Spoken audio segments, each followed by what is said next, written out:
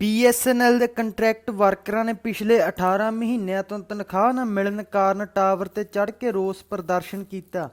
General manager telecom ਵੱਲੋਂ ਲਿਖਤੀ ਰੂਪ ਵਿੱਚ ਵਿਸ਼ਵਾਸ ਦਿਵਾਉਣ ਤੋਂ ਬਾਅਦ ਮੁਲਾਜ਼ਮ ਉਤਰੇ ਟਾਵਰ ਤੋਂ।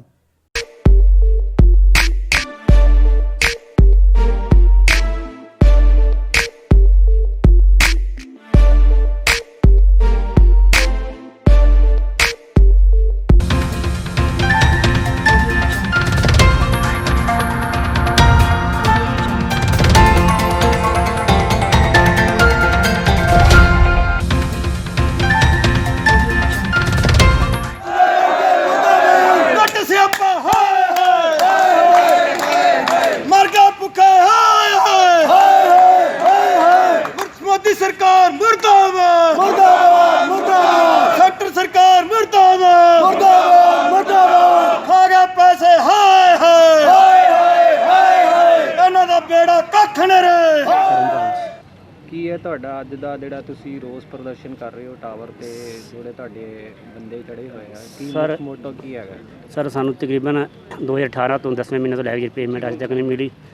ਉਹਦੇ ਸੰਬੰਧ ਵਿੱਚ ਅਸੀਂ ਕੋਲ 10 ਵਾਰ GMS ਸਾਹਿਬ ਨੂੰ ਮਿਲ ਚੁੱਕੇ ਹਾਂ। ਇਹਨਾਂ ਸਾਨੂੰ ਲਾਰਾ ਲਾ ਕੇ ਤੋਰਿਆ ਹੈ ਤੇ ਇਸ ਲਈ ਜਿਹੜਾ ਸਾਨੂੰ ਮਤਲਬ ਮਰਦੇ ਹੋਏ ਜਿਹੜੇ ਕਦਮ ਚੱਕਣਾ ਪਿਆ ਜਿਹੜੇ ਸਾਡੇ ਜੇ ਹੁਣ ਟਾਵਰ ਜੋ ਵੀ ਤੁਸੀਂ ਰੋਸ ਪ੍ਰਦਰਸ਼ਨ ਕਰ ਰਹੇ ਹੋ ਜੇ ਕਰਨ ਤੋਂ ਬਾਅਦ ਵੀ ਸਰਕਾਰ ਤੁਹਾਡੀਆਂ ਕੋਈ ਵੀ ਮੰਗਾਂ ਨਹੀਂ ਮੰਨਦੀ ਤਾਂ ਤੁਹਾਡਾ ਨੈਕਸਟ ਦਾ ਕੀ ਪ੍ਰੋਸੈਸ ਹੈ?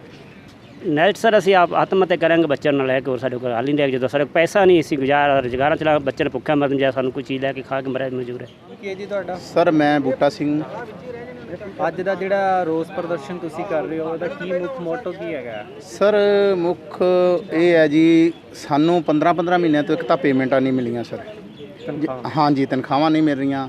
ਜੇਕਰ ਅਸੀਂ ਆਣੇ ਆ ਤਾਂ ਸਾਨੂੰ ਸਿਰਫ ਵਿਸ਼ਵਾਸਨ ਹੀ ਦਿੱਤਾ ਜਾਂਦਾ ਹੈ ਵੀ ਤੁਹਾਨੂੰ ਜਿਹੜੀ ਪੇਮੈਂਟ ਆ ਜਾਊਗੀ।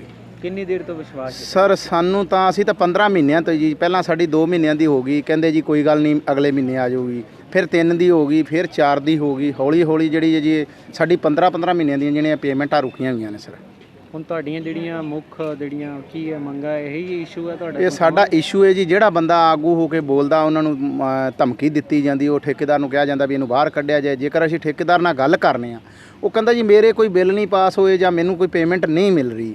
ਮੇਰਾ ਤਾਂ ਇੱਕ ਕੋਰਟ ਦਾ ਇਸ਼ੂ ਹੈ ਵੀ ਮੈਂ ਕੋਰਟ ਦੇ ਜਿਹੜੇ ਆਰਡਰ ਵਿਖਾ ਦਿੰਦਾ ਜੀ ਉਹ ਪੇਮੈਂਟ ਸਾਨੂੰ ਤਾਂ ਕੋਈ ਦੇਣ ਦਾ ਨਹੀਂ। ਉਹ ਉਧਰ ਜਾਈਏ ਤੇ ਉਹ ਨਹੀਂ ਗੱਲ ਸੁਣਦਾ, ਜੇ ਇੱਧਰ ਆਈਏ ਤੇ ਨਹੀਂ ਬਾਂਹ ਫੜਦੇ। ਹੁਣ ਤੁਸੀਂ ਪ੍ਰਸ਼ਾਸਨ ਤੋਂ ਕੀ ਮੰਗ ਕਰਦੇ ਹੋ? ਪ੍ਰਸ਼ਾਸਨ ਤੋਂ ਇਹ ਵੀ ਸਾਡੀਆਂ ਜਿਹੜੀਆਂ ਪੇਮੈਂਟਾਂ ਨੇ ਦਿੱਤੀਆਂ ਜਾਣ।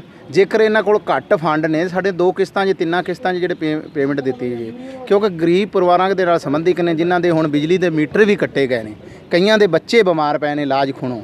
ਜਿਹੜਾ ਕਿ ਸਰਕਾਰਾਂ ਕੀ ਸੁਣ ਰਹੀਆਂ ਨੇ? ਸਾਡੀ ਕੋਈ ਸਰਕਾਰ ਨਹੀਂ ਸੁਣ ਰਹੀ। ਕੋਈ ਇਹ ਜਿਹੜਾ ਮਹਿਕਮਾ ਹੈ ਇਹ ਕੋਈ ਗੋਲੀਆਂ ਟੋਫੀਆਂ ਦੀ ਦੁਕਾਨ ਤਾਂ ਹੈ ਨਹੀਂ, ਐਡੀ ਵੱਡੀ ਕੰਪਨੀ ਹੈ ਜੀ ਇਹ BSNL।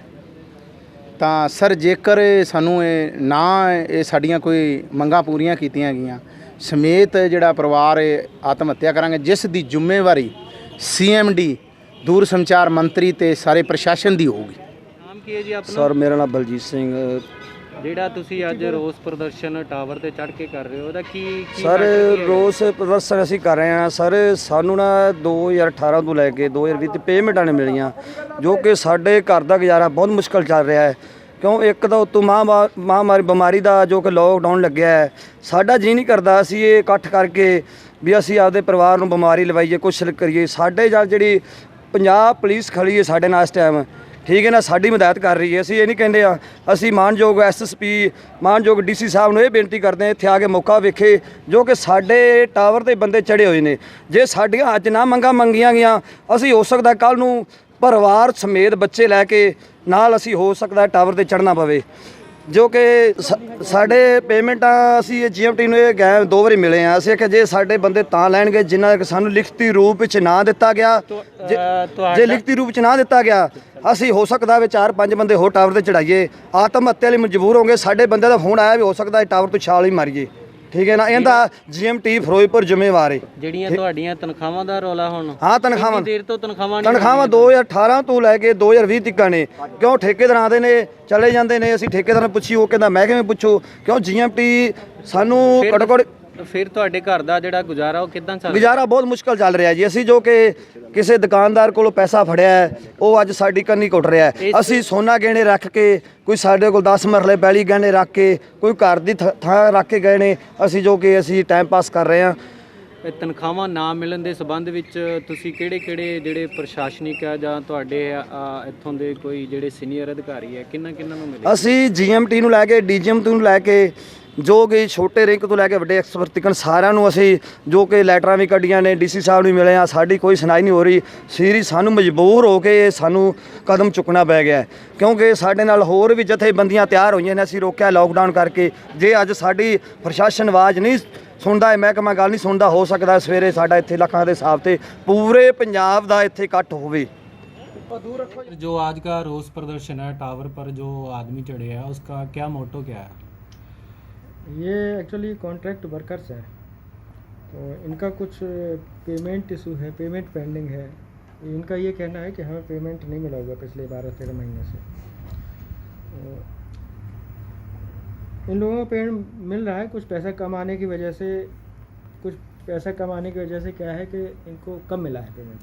अब हर महीने, पिछले महीने भी हमने कुछ दिया, 15-20 लाख रुपए दिया है, उसमें से भी इनका कुछ पेमेंट दिया, उसके पहले भी दिए हैं, बट पैसा जितना आना चाहिए उतना नहीं आ रहा है। तो उनका कहना है कि पूरे साल में एक ही बार पैसा मिलता है। नहीं, एक बार नहीं, हर महीने में आता है वो। एक महीने पैसा लेकिन मिलता हर महीने पैसा आता है, हर महीने में 2 बार भी मांगते हैं यहाँ से, इस ऑफिस से हमारी डिमांड जाती है, तो वहाँ से जितना पैसा फंड होता है अवेलेबल, BSNL का थोड़ा वैसी क्राइसिस में चल रहा है, तो फंड जितना होता है, फंड हमारे पास आता है, हम उनको पैसा इमीडिएटली देते थे कॉन्ट्रैक्टर को। लेकिन इनका जो है एरियर ड्यू है, क्योंकि कई महीनों का नहीं मिला पैसा, बस यही इनकी समस्या है। तो वो कब तक रिलीज होगा जी?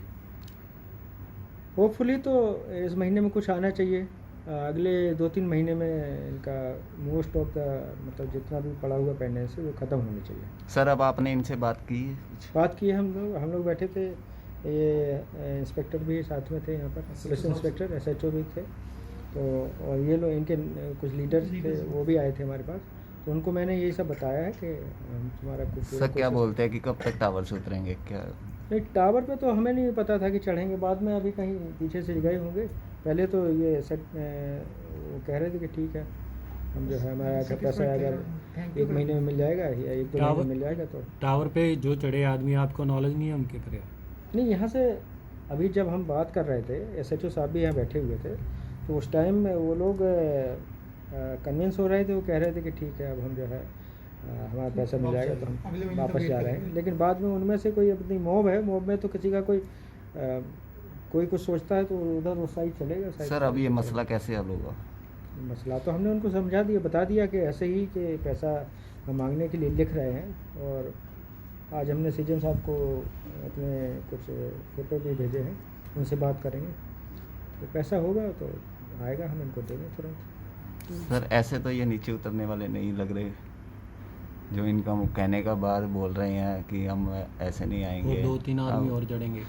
2-3 आदमी और चढ़ेंगे। नहीं, ये आज से नहीं, ये तो इनका सालों से पहले से पेमेंट, जब 12-13 महीने का पेमेंट पड़ा हुआ है ये कह रहे हैं, तो आज इतने एग्रेसिव क्यों हो रहे हैं ये तो हमें समझ नहीं आ रहा। हम इनको समझाया हुआ अपने तरीके से। सर ये बोल रहे हैं कि पहले भी बहुत बार संघर्ष कर चुके हैं हम नीचे, हमारी कोई भी सुनवाई नहीं। तो ऐसा था, तो इन लोगों को जब पैसा नहीं दिया जा रहा था, ठेकेदार से उसी टाइम कहते कि हमें पैसा नहीं मिल रहा तो हम काम नहीं करेंगे। लेकिन इनका अपना ऐसी हमें समस्या बार बार नहीं आई, कभी कोई आया बताने तो हम पैसा जैसे आता है देते रहते हैं इनको।